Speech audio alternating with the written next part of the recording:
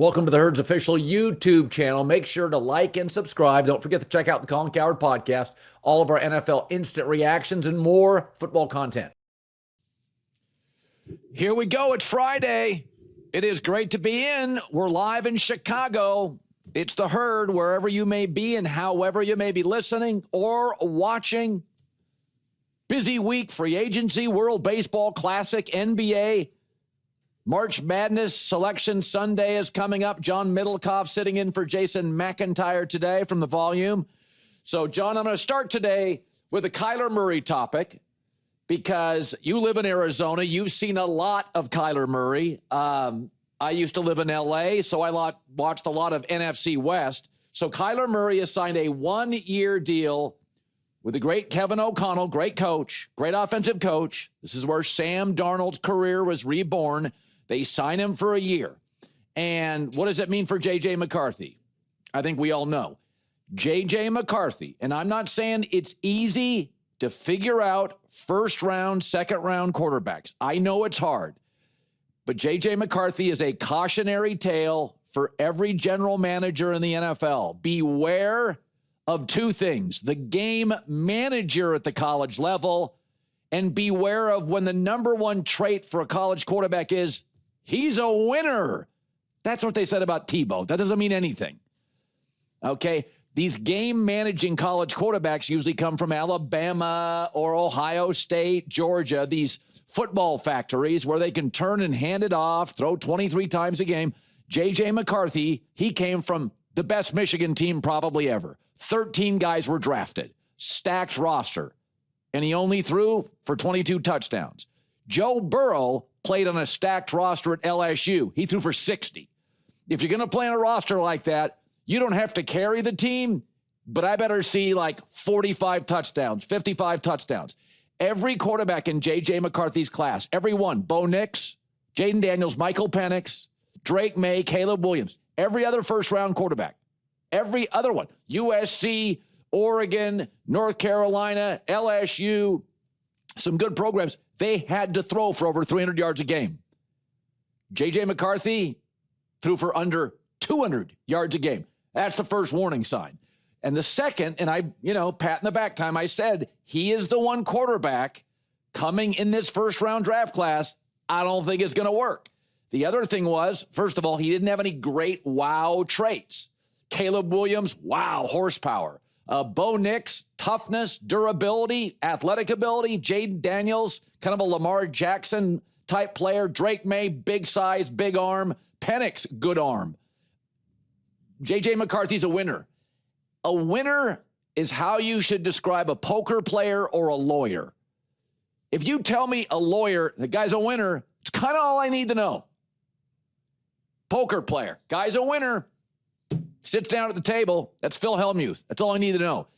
We don't talk about any other athlete and say he's a winner. We don't draft cornerbacks, left tackles, guards, running backs and say, well, production was so-so, but he is a winner.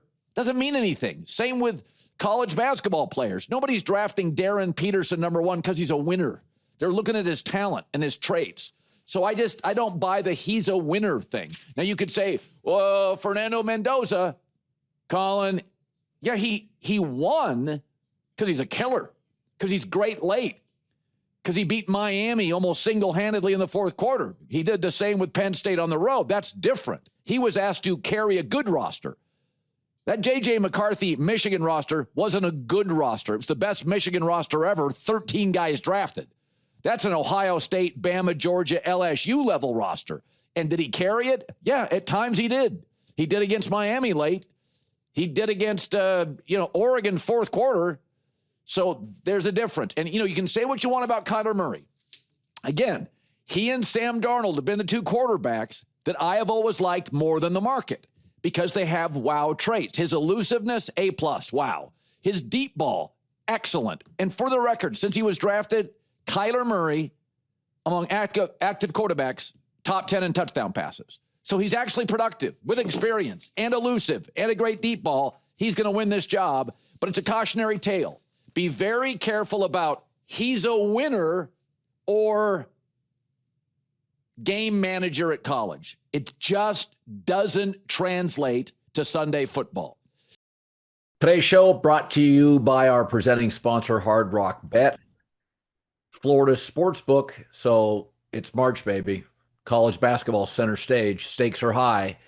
And now is the time to hit it with Hard Rock Bet. If you sign up today, double your winnings in your first 10 bets. Max $50. So your winnings are doubled on your first 10 bets. So if you've won $100 in your bet, make it 200. That's how you start March hot. The welcome offer is just a tip-off. All tournament long, Hard Rock Bet rolling out daily dance and boosts featuring live profit boost, parlay profit boost every single day. So it's just more ways to shoot your shot, more ways to cash in with boosted odds. Don't sit on the bench. Download the Hard Rock Bet app today. It's great. And let the party get started.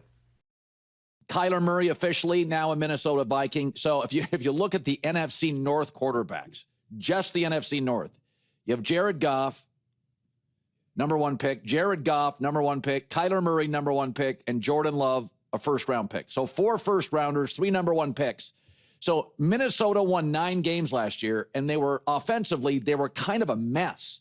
They had the 4th fewest touchdown passes in the sport. So their over-under going into this year, according to DraftKings, is 8.5. So they won 9 games last year, and they led the NFL in giveaways. They were one of the worst third-down offenses and a bottom 5 total offense. And so it's official. The New York Giants, I take 2 teams every year. The New York Giants are my double your win total team, hiring John Harbaugh. Last year, my double your win total team was New England with Vrabel and all that money in free agency. And we got pretty fortunate. They made the Super Bowl. I didn't think they would make the Super Bowl, but I thought they would be an automatic double your win total team. Last year, and then every year I pick a team that I think is already pretty good, but is going to go into next year and be much better than everybody thinks. I'm going to do that with Minnesota. So their over-under's 8.5. I think they have a chance to be an 11-win team. And you think it's crazy, but their defense last year with Brian Flores, I think it's exceptional. I think their offensive line was banged up. It's very good. So this goes back to Kyler Murray, like Sam Darnold, bad organization. You keep asking, who's the next Sam? I think it's Kyler with Kevin O'Connell. Great weapons, legit left tackle, tight end's a star. There's no reason why a guy with a better owner and a better coach and a better O-line and supporting cast can't take a team that won 9 last year and was a mess offensively in an offensive league. Here's Albert Breer this week on Kyle fitting in with the Vikings. And I think if you're Kyler Murray, you look at that situation, the opportunity to work with Kevin O'Connell, an offensive line that they've invested in, Justin Jefferson, Jordan Addison, TJ Hawkinson. I mean, you start to add up the pieces that you've got in Minnesota. And even though they didn't play very well last year, a lot of those same elements that put Sam Darnold in position to resurrect his career would still be there for Kyler Murray. Yep. So there we go. Giants, double your win total. Vikings, my Seahawks of next year. And John Middlecoff, former NFL scout, volume 3 and Out podcast with the news. No. Turn on the news. This is the Herdline News. Well, Colin, let's start with the World Baseball Classic. And it got a little dicey for us, but we've advanced. And tonight on Fox at 8 p.m. Eastern, we take on Canada. Yeah. Well, the last time, Colin, Team USA took on Canada, it went pretty well for us. And one of those Olympic stars called in and gave a little pep talk for the baseball team. Here's Mark DeRosa. Jack Hughes sent the boys a nice little fire-up little message that I put out on their group chat. And I know there's talks of some hockey jerseys being sent in tomorrow for the guys to wear during BP. Yeah, this thing's actually been a big hit. And I think what it feels like, when you get buy-in from pro athletes on international competitions, it's just an easy sell. You wrap great stars in these infrequent events, and you wrap the flag around it. And this has gotten incredible relevance and numbers, more than it's ever. Fox put it front and center, and it started back in 2006. It was good, but in a crowded network at ESPN, it kind of got buried. Nobody's fault. They just have, they just had a lot of games. So this thing has been undervalued for years. We said it when it started. This is one of the smarter pickups by Fox, and it has been a home run event. Yeah, it does feel like our two biggest American stars, Harper and Judge, are all in. Yep. They feel like the hockey guys like Jack Hughes. This is not going to be easy. We're the betting favorites right now, but if we take care of Canada, I think we will, then we probably got the Dominican and then potentially the Japanese. I mean, we're going to have to earn this. And the thing in these World Baseball Classic, Colin, none of these pitchers are going 7 or 8 innings. Right. So you got to mix and match. You need the guys to hit. Yeah, no question. Have to hit your way to this championship. Okay, I know this is a favorite topic of yours. The USC Trojans, Colin. Yeah, yes. Mekhi Lemon. Yeah. He had a pro day.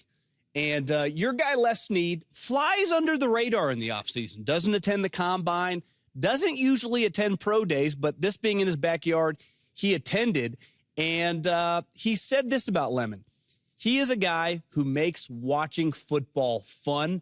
The Rams, while they traded one of their first-round picks, remember, they got the 13th overall pick. Yeah. Puka Nakua's contract is lingering. Lemon, the Rams. Could you see that happening, Colin? Yeah, okay, so, Ohio State's been a football factory, and Marvin Harrison's son got all the publicity. But JSN and Emeka Egbuka, route runners, have become better NFL receivers. So Mekhi Lemon reminds me of that. Jacoby Lane played for USC this year. A couple years ago, Deuce Robinson did at tight end. They are massive athletes, huge hands. Mekhi Lemon is just more productive. And I'm not saying he's not the prospect of JSN or Emeka Egbuka, but in that line, it's route running. It's quicker than you think. It's great. If you throw the ball in the air and he gets his hand on it, he's got strong hands, highly productive. We have a little bit of a trend in the NFL now because so many people play zone, as you know. Is Puka Nacua a burner? No. But in a zone, he's usually very good catching the ball, strong hands, good after contact. Lemon, that is what Lemon is. He is a modern receiver. He is a quarterback's friend.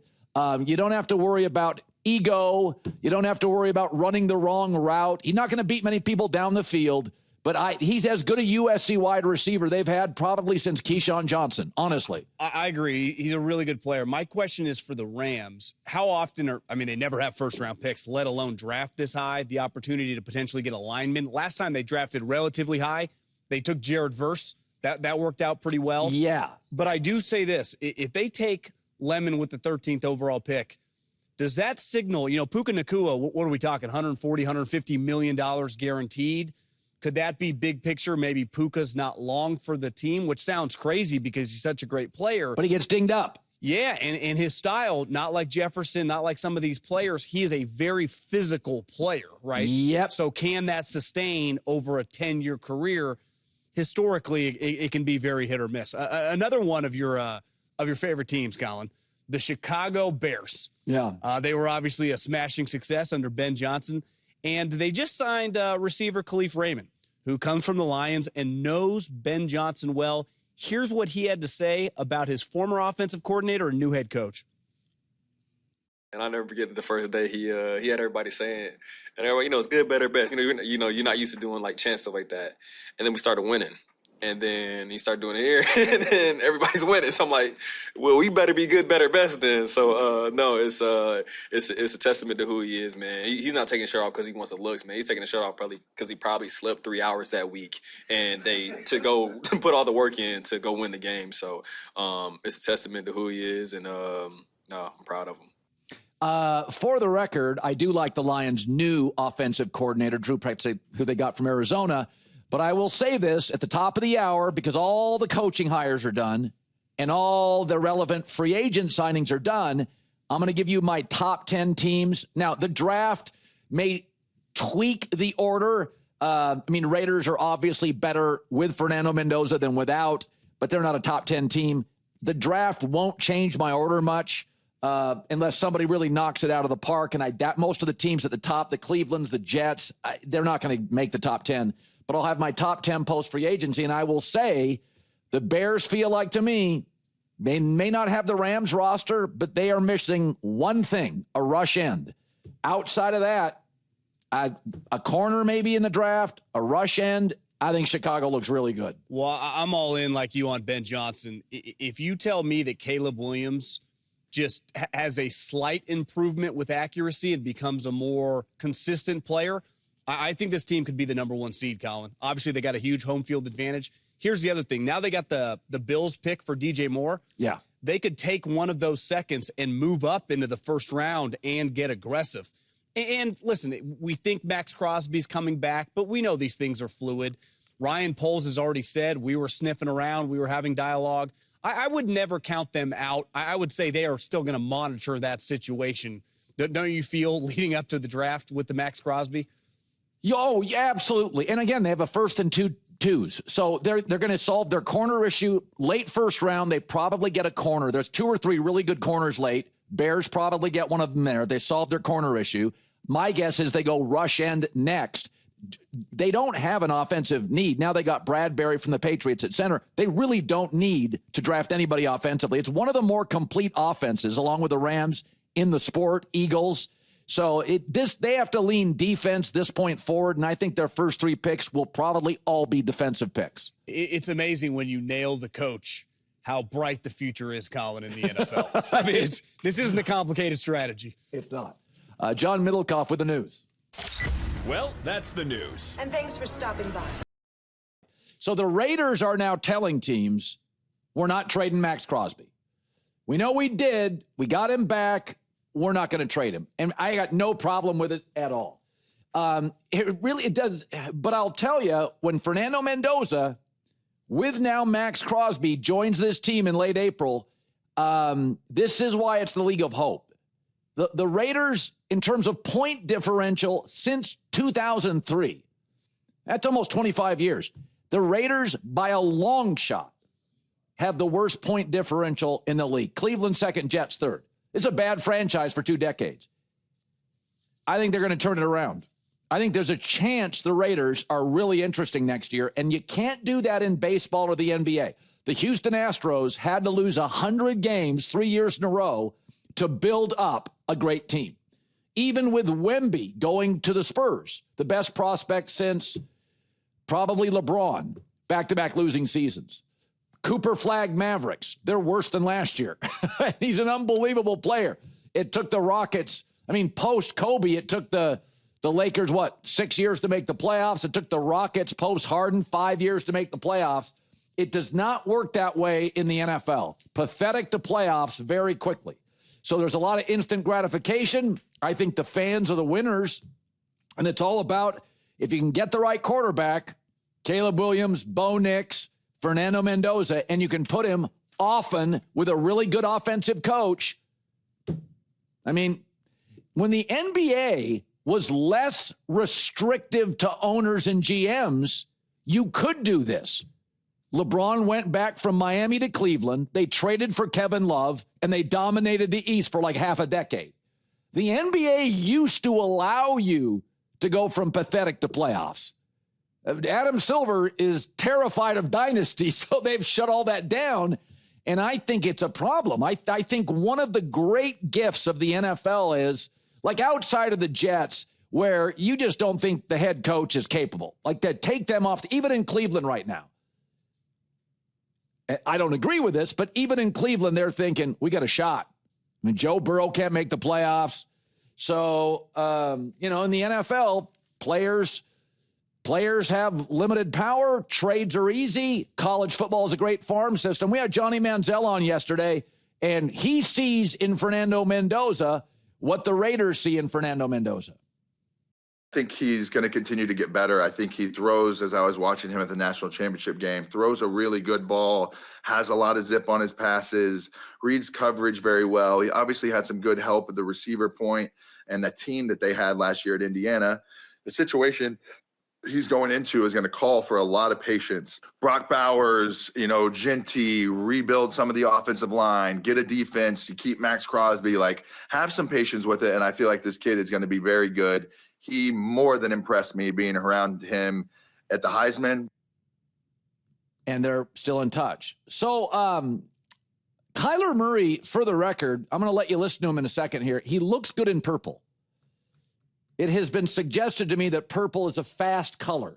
He looks good in purple. I've got to be honest. He grew up a Vikings fan. So I think this is going to work. I think it's going to be like Darnold to Seattle, where you're like, good team.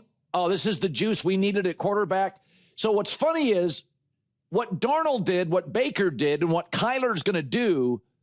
You used to not get second chances. Tim Couch was a number 1 pick of the Cleveland Browns. It didn't work. He never played for another team. Akili Smith was a number 3 pick. He failed. He never got another chance for another team. It doesn't work that way. Mac Jones, Daniel Jones, Darnold, Baker, Kyler Murray, Jared Goff. Why? Well, what do all those reclamation guys, including Kyler Murray to Minnesota, what do they have in common? Kyle Shanahan, Clint Kubiak, Liam Cohen. What do they have in common? Ben Johnson for Jared Goff. There are so many more smart young offensive coaches. We always say we have a quarterback problem in the NFL. No, we had a coaching problem. You had general managers in the 70s, 80s, 90s, and early 2000s that were risk averse, that didn't want to make trades and help quarterbacks who were struggling. And frankly, a lot of coaches in the 70s, 80s, 90s, and early 2000s coached not to lose. It was more conservative coaching, very risk-adverse GMs. Now, if a quarterback struggled somewhere, you bring Sam Darnold to Minnesota, you give him an offensive coach, you can easily make trades in this league. So Kyler Murray was impressive yesterday at the press conference in Minnesota. I'm telling you, this is going to work. Here was Kyler. Never in a million years did I think that this was, going to come around full circle. Not even a thought in my head, but the opportunity presented itself. I again, just watching from afar what KOC's been able to do with quarterbacks, offense, the guys in place here, B-Flow and the defense. I think that it's a great fit. And like I said, I'm thankful. I'm thankful for the opportunity. And I can't wait to get to work. Okay, 3 quarterback acquisitions, and they all have one thing in common that I love this offseason. Fernando Mendoza to the Raiders, Kyler Murray to the Vikings, and Malik Willis to the Dolphins. What do they have in common? They're cheap. Fernando Mendoza, rookie contract. Malik Willis, $22 large a year. And Kyler Murray's contract will be 54th highest paid quarterback in the league. He's free. So who ended up in the Super Bowl? Darnold, team-friendly contract. Was going to be Bo Nix. Instead, it's Drake May, rookie contracts. Most improved team, Chicago Bears, quarterback, rookie contract. So I think Malik Willis is going to mostly work in Miami, although they've still got that dead cap Tua contract hanging over their heads. I think Kyler's going to work here, and I think Fernando Mendoza is going to work in Vegas. I know, it's just crazy to think Vegas could have a good football team, but I absolutely believe it. Top of the hour, I'm going to do my post-coaching, post-free agency top 10. I'll just tell you right now, free agency is not just about what you gain, it's what you lose. I don't have Baltimore in my top 10, and I think they're an incredibly well-run franchise. I think the Tyler Linderbaum loss at center for the Ravens, and specifically for Lamar Jackson, is not good. They lost their tight end to the Giants. They lost their second-best running back to the Chargers. Of all these teams adding pieces in, I said yesterday, I like what the Rams have added, the Bears have added. There's some real Cowboys have added in the last 6 months. There's some really nice pieces picked up. New England, Buffalo getting Bradley Chubb and DJ Moore. I like both those pickups. Baltimore loses the second-best center, a valuable speed back, kind of a change-up to Derrick Henry. They lose the tight end. Again, they don't have a dominant number one. Zay Flowers is a solid one, a great 2 or a low-end 1. Baltimore is well run. Do not like what has happened between losing Harbaugh, the tight end, the running back, the center. Don't love what's happened to the Ravens over the last several months. John Middlecoff, who worked in this league with Andy Reid for a long time. Where are you on Kansas City, a team you usually defend, but like the Ravens, I think they were forced to get Walker at running back. I don't know if they loved it. I think they were forced to get Kenneth Walker. I do think they're going to lean in more to the running game this year, right? They have a pretty good chance at pick 9 to take an offensive lineman. They would have 2 young stud offensive linemen. Then last year, Simmons. Now, if they get a right tackle at 9, they got a good interior offensive line. What if the way to extend Mahomes' career, because the last couple years, they got very Mahomes dependent. Well, now he tore his ACL. You take the pressure off him, lean into Kenneth Walker. Maybe draft another running back somewhere in the mid-rounds. And, one thing Andy's done very well over the course of his career is pivot, change his offense, do things.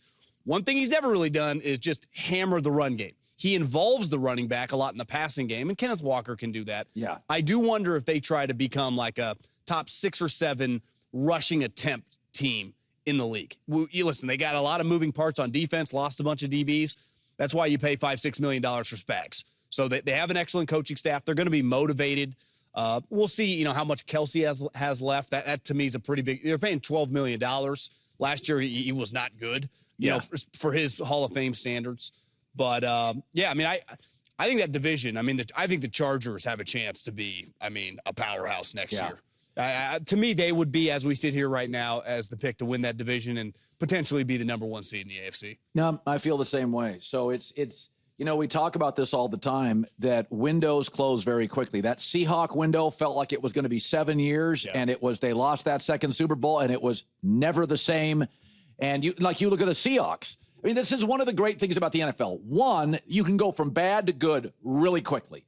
But when you think you're really good and are going to great, go ask the Eagles, go ask the Chiefs. Stuff closes really fast. When you got to sign that quarterback to a big deal, all of a sudden you get a right tackle that retires. Even Mahomes has been blown out twice in Super Bowls when he can't get pass protection. So you can build quickly, you fall quickly in this league. That's why I think John Schneider, Kenneth Walker, Kobe Bryant, I think he learned his lesson a decade ago. And you got to be very careful with how you allocate your funds. And I'm with you. It's tough. All right. Our post-free agency herd hierarchy, Channing Frye stopping by. This is when the NBA season tightens up. Lakers playing well. John Middlecoff with the news. No. Turn on the news. This is the Herd Line News. Well, speaking of bouncing around, Mike Tomlin spent almost 2 decades with the Pittsburgh Steelers, but he's going to be a free agent. He stepped away, and since stepping away, we haven't heard much from him. And last night, he was at a Steeler event, and he had some thoughts on his tenure with the Steelers. It's often said, we're not here for a long time. We're here for a good time. Like you have to choose. And I think our experience here in Pittsburgh and with the great Steeler organization exemplifies that, man. We were here for a long and really good time. I think that's a good way to put it. I do think at the end it was time for a new voice. Whether McCarthy's the right voice, he is the right side of the ball. But, Tomlin, the one thing when I think of Tomlin is he was a great underdog coach because that leaned into his strength, motivation. Like if he went into a game and nobody gave him a shot, that's when Pittsburgh was at its most dangerous. They weren't always great as a favorite. They were very good as a dog. And, they were always relevant under Tomlin, which in this league, you can't say that about outside of maybe the Packers or Belichick's Patriots. A lot of teams aren't even relevant year after year. Well, think about this. Since 2007, he has more wins than guys like Harbaugh, Andy Reid, Sean Payton. What do those 3 guys have in common? They're all on new teams. Belichick kind of got washed out of the league, but those 3 guys, Sean Payton just in the AFC Championship game, Andy Reid goes and wins Super Bowls. If you tell me that John Harbaugh, and rightfully so, was the number 1 target, the Giants went all in, they gave him $100 million. If Tomlin chooses, who knows? He'd go have a Gruden, a Madden. He could be a TV star. But I think the NFL's better with him in it. Yeah. Don't you think he's the clear number 1 candidate this next coaching cycle in January of 2027? Well, and I think, it's interesting because, John, you and I have discussed this, is that the NIL actually in most instances, LSU's an exception firing Brian Kelly, but the NIL keeps top college coaches in If they're thinking, if Ohio State ever lost their mind and thought, we're going to get rid of Ryan Day. Well, you've got $25 million a year in NIL payments, facility upgrades. You want to pay $68 million to get rid of Ryan Day. I've said this about Lincoln Riley. In a different era, Lincoln would be in trouble. They're spending $30 million on the USC payroll this year and $300 million on a facility. They're not writing a $70 million check. So the truth is, a lot of these college guys who could, be on the precipice of leaving, I think are going to stay in college. They've got big contracts. And so, you either hire a hot coordinator or you hire Mike Tomlin, and that seems pretty obvious to me. Yeah, like Cignetti makes $13 million a year. These college coaches make huge money. I do think there are two jobs to keep an eye on. He got his career really kind of jolted early on before he became a head coach. Tampa Bay, if things get weird with Todd Bowles. And listen, Jerry Jones, the Cowboys, if it doesn't go great with Brian Schottenheimer, they've made a lot of moves. I think Mike Tomlin is going to have multiple offers in January of 27. Okay, you and I disagree on this one a little bit. I know you're high on Kyler Murray and the Minnesota situation. We can dive into it. But first, let's take a listen to Kyler and his draw from growing up a Minnesota fan. Ever since I started playing tackle football, I was 7 years old. Genuine fandom. Ran deep, Vikings gear through and through. A lot of purple in my household. I cried real tears whenever Brett threw that interception. I cried real tears that day. How about that? He loves football, John. Well, here's my thing. Kevin O'Connell, his success as a coach has come with pocket quarterbacks. Darnold can move, but he did a lot of his damage from the pocket. Same thing with Cousins. Kyler Murray is a mobile playmaker, right? Yeah. Well, and listen, there's no disputing he's one of the great American athletes of all time. He was the number 1 overall pick and the 10th pick in baseball. Yeah. So he is an elite athlete. But is he anymore? He's had multiple lower body injuries.